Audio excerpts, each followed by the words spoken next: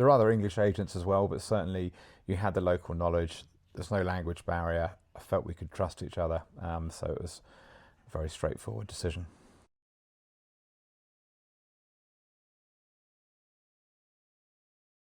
This is our interview. We're in Val d'Isere in your beautiful chalet. First of all, I'd like to know why you bought in Val d'Isere. We've been thinking about it for a while. So we looked at the costs of ever-increasing costs of renting a place for when you're on a skiing holiday, and it costs so much you start to think maybe I should buy. And you sort of always do a bit of window shopping as you walk past the estate agents each year, and then you start to make a few inquiries, and then it sort of gradually sort of builds a bit of momentum. For us, we really wanted something that was good at off-piste, which Val d'Isere excels in. So lots of things drew us to Val d'Isere specifically. When you decided you wanted to buy in Val d'Isere, what did you do? So it sort of went from window shopping and just looking at what you could afford and what you couldn't afford, speaking to a few different agencies. Got more traction with you. I think you were more proactive in responding to my inquiries. And in all the other cases, you're looking at what's on the market and they're just trying to sell you what they've got, whereas you were certainly taking a greater level of interest in what I was trying to achieve and what my objectives were, and trying to come up with ways of creative ways of achieving that with what was on the market, which is quite limiting. And have you found you've been spending more and more time in Val d'Isere since buying your property? Yeah, with hindsight, it's been a brilliant choice, an absolute genius decision. So I don't think we ever really thought about it in a way where it would suit us both well as a couple in retirement for a large portion of the year. So it makes a very good home. It's a very good place to live. So when you started looking for a chalet, what challenges did you face? I've never bought a foreign property before, so it's a huge leap of faith. There's a quite daunting amount of paperwork, bureaucracy you're worried about. Does Brexit complicate it? How legally safe is it to buy in France? So you're coming at it it's a huge learning curve, and you're coming at it with very little information on a lot of it's in the public domain. So it is quite a daunting challenge. And you soon realise that you're going to have to work with the agent, the estate agent, quite a lot. It's not just going to be an arm's length transaction. It is going to be more of a partnership. You're going to need a lot of reassurance of various things are legitimate. You're going to need some introductions, and it's not going to be a 1 month type process like you might have in the UK. It's going to be a very long period of time that you're working together. So then what made you work with me specifically if you'd met the other agents in town? You were certainly more responsive and more proactive, which makes life a lot easier for me. At the time I was working, you're pretty super busy, so actually chasing people down is quite hard work. You knew the market very well. You were very helpful. So can I ask you what the difference you felt was between me and the international agents?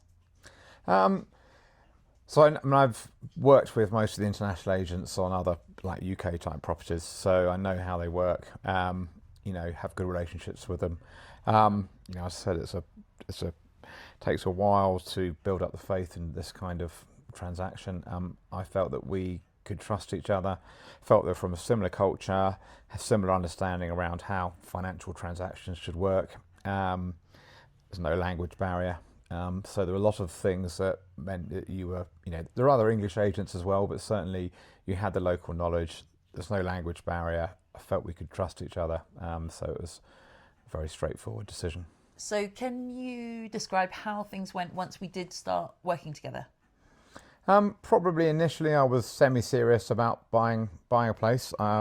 Certainly wasn't totally committed to it. Certainly hadn't really thought about the financing sides of it. So at some point we looked at 3 or 4 properties. At some point, we'd written off buying anything off plan because I didn't want to hang around and wait, although probably didn't make a lot of difference in terms of time in the end. So we then found a property which we thought, I think you used the phrase, it had good bones, which meant it was the right sort of structure that we could then do what we wanted to do. So I had my mood board of, what I wanted it to look like. I felt that it was, it's a lovely 300-year-old building. I felt that we could remodel it in the way that we needed to, but also use it as a viable hosting chalet in the meantime. So it started to become credible. We've put in an offer. I'm slightly worried about too high, too low. It's been on the market for a number of years at that point. It hasn't shifted. Other properties are sort of coming and going, but there's not a lot on the market that would, be exactly off the shelf what we want. So as we put an offer, that then starts to become more serious, more parties get involved, and there's an awful lot of toing and froing with the vendor. Yeah, I remember, because it had been on the market for a long time, over 5 years, and there was no real reason that it hadn't sold. I remember when I was looking at it, and it's in a brilliant location, it's a brilliant size, it's beautiful, proper slice of Val d'Isere history.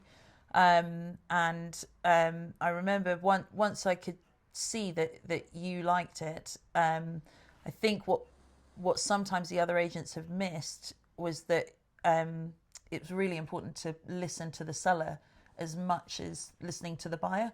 And I think maybe, I don't know if you think the same, that maybe that's why it took so long to sell.